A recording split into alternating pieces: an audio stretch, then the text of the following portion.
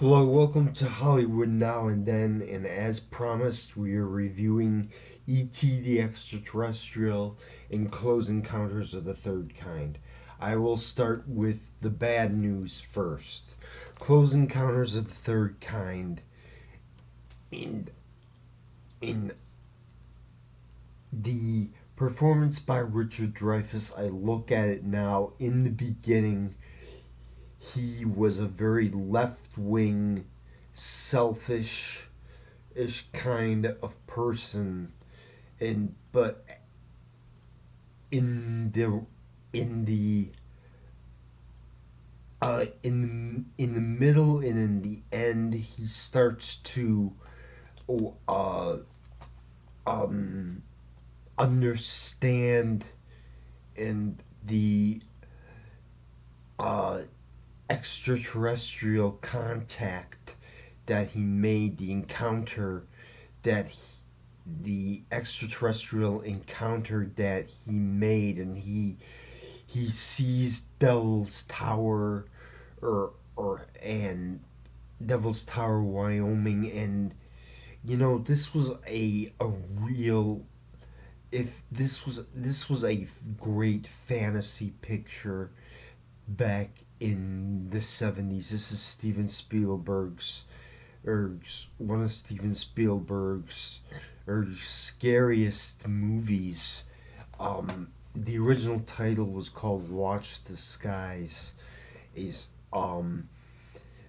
This film would have is in on the National Film Registry. It's historic, but it and the other characters are great. I gotta give it props to Terry Garr, who plays is Mrs. Neary, and I gotta give it up to the classic scene where they're doing the piano, like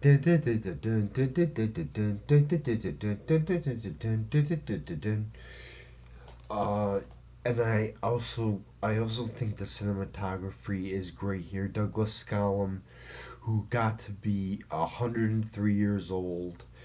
He just passed away this year. Douglas Scallum was the director of photography on this movie.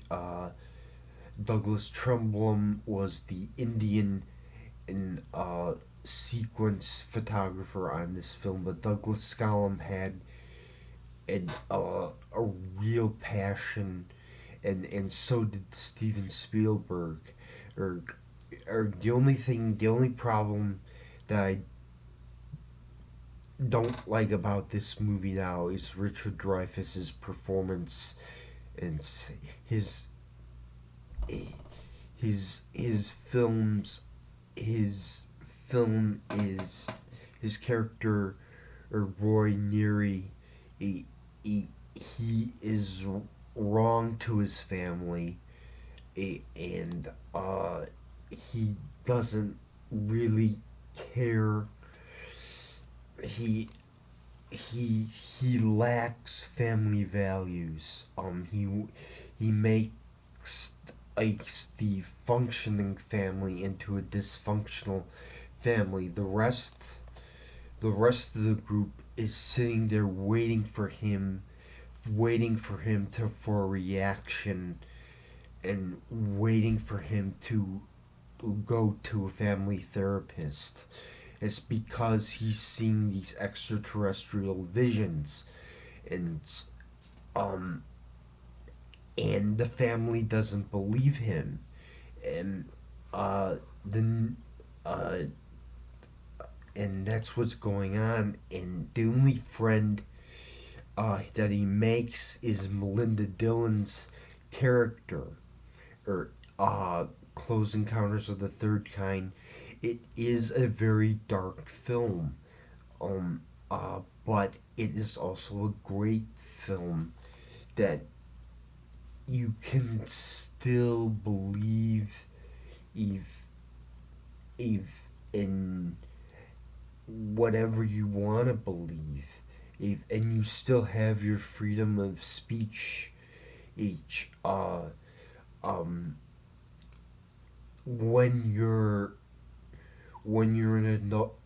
an adult, alt and when you grow up and when in Close Encounters of the Third Kind really means a lot to people who grew up in the 70s and 80s and 90s. Nostalgia, and it works on those levels. it it it's a picture that is a great director's cut. uh, and I think that's what's very e- good about the movie. It's a picture that can be enjoyed by families who grew up during the turbulent times of the late 70s and early 80s. Is Thank you for and now on to E.T. the Extraterrestrial. E.T. the Extraterrestrial is still a classic. It's A Boy's Life. It's still a classic movie. It's a masterpiece. Is um if you haven't seen E.T. the Extraterrestrial, oh, e, you can't go wrong with it because it is a masterpiece. It is perfect. There are moments in it that you want to cry, and this was Steven Spielberg's first family. Steven Spielberg felt that he grew up with this family the most, with Drew Barrymore and Robert McNaughton and Kathleen Kennedy and Henry Thomas. This was Steven Spielberg's first family film, and it deserves a place on the American Film Institute. Uh, Spielberg, or this film shouldn't be a sequel to this movie because as, after the movie, a um Steven Spielberg gained a relationship, uh, and a friendship with Drew Barrymore and Robert McNaughton and um, Dee Wallace and Peter Coyote, e, e, and Melissa Matheson and Kathleen Kennedy. E, they grew up, and they still see each other in Hollywood. E.T. the Extraterrestrial came out in 1982. The world came in to see it. There was no internet, there was no YouTube, there was no Facebook. Uh, People came to watch the movie, a, to feel excited about to feel oh, a sense of their American culture, or or or,